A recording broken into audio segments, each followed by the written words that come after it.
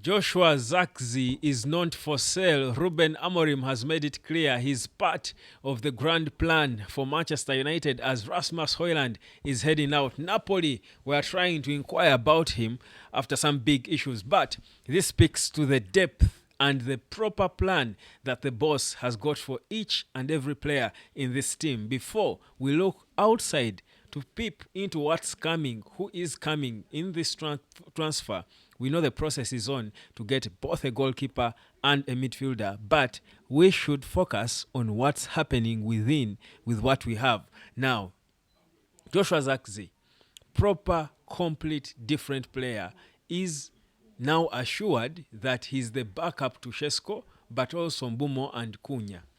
And I think Zirkzee clearly sees that he has got a big role to do in this team, even off the bench. And with what Amorim has proved that even with players like Mount, whom we all didn't expect to be starting the Arsenal game, we can be that competitive. I'm telling you, the depth in Man United is really, really, really deep. Welcome again. This is the United Sport. My name is Webb. Where are you at? I hope you remember to come learn how to earn online. Meanwhile, DSTV power us to come to you every day. 39,000 Kawiki is such a beautiful promotion because it is going to save your gadgets from any fake funny sources. Don't be a pirate of content. No, don't do it. Anyway, let's get into it. So, Joshua Zirkzee, Napoli get issues with Romelu Lukaku, and they are quickly looking to fix it because he's injured for a couple of months, about 3 or so. So they have got to get a striker.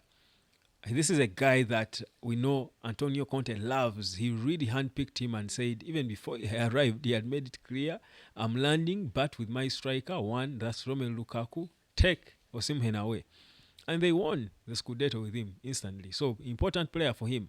But they were now trying to look into Joshua Zirkzee, who has bossed the Italian league before, because they were thinking maybe he's one of those players lacking around for Man United, surplus requirements. But it is clear that there is a plan for Zirkzee. Why am I excited about Zirkzee, guys? And he's getting back to fitness. I like that Amorim is in the habit of not rushing players back into games when they have been unfit. He protects them, especially if he loves them, and he prepares them and brings them back when he feels they are ready. He sort of tried to do the same thing with the poor Garnacho, because whatever happened with Garnacho we saw he was getting better until, of course, their fallout. But Zirkzee is such a quick, smart, dynamic player who I want to strongly believe if he gets a proper chance with Mbumo and Cunha, with that energy and how they drive, with the unpredictability of these guys with the ball, and they are driving, with Zirkzee and his intricacies around them, I actually think it might be magic.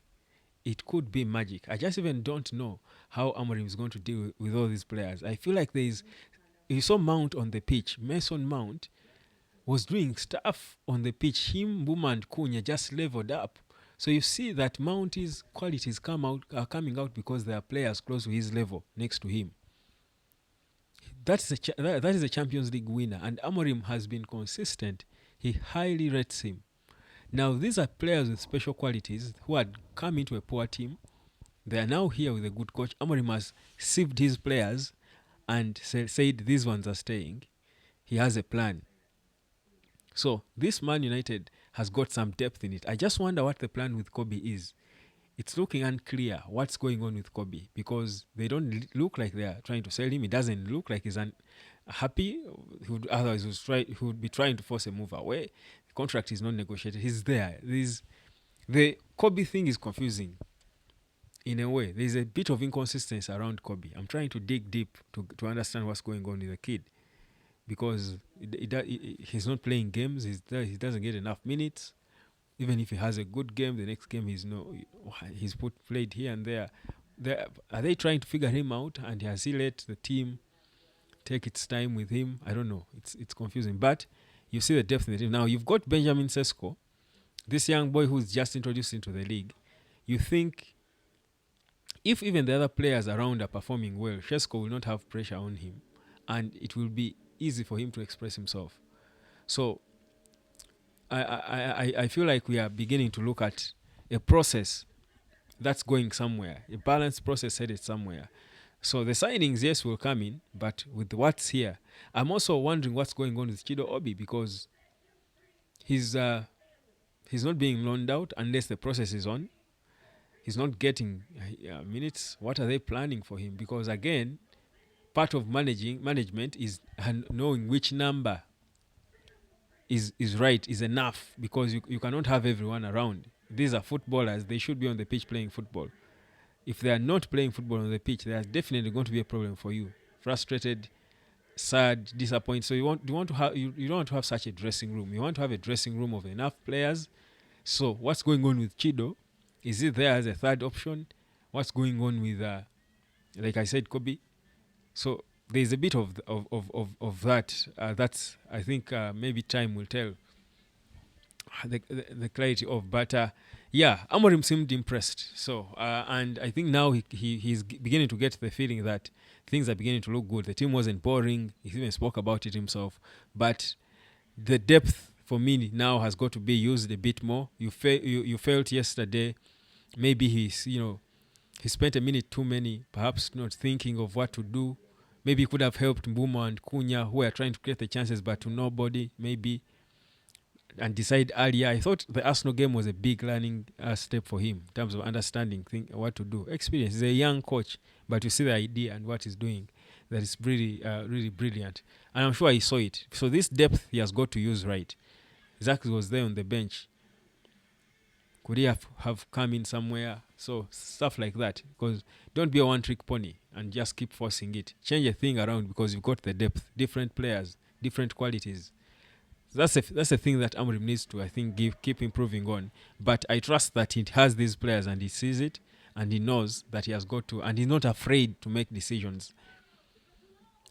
He's not afraid to take decisions. I'll tell you, Amorim will bench Bruno. If he has another stinker, he will bench him proper, and he will be unapologetic.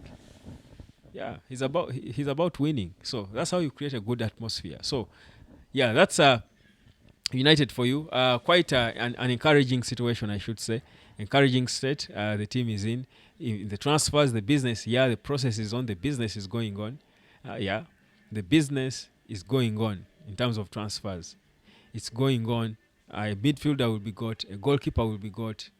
Yeah, you two need to get the time to come and learn. Just if you know how it works, it's okay. But if you don't know how you can earn easily money online, come and learn. Just 1 hour. It's simple. Just basic logic. Maybe you could use your time there differently. That's all I'm preaching. Use your time online differently so that you bring in money for yourself. Come, learn how it's done. Powered by DSTV. Kawiki, 39,000. Yeah. Go for it. Peace.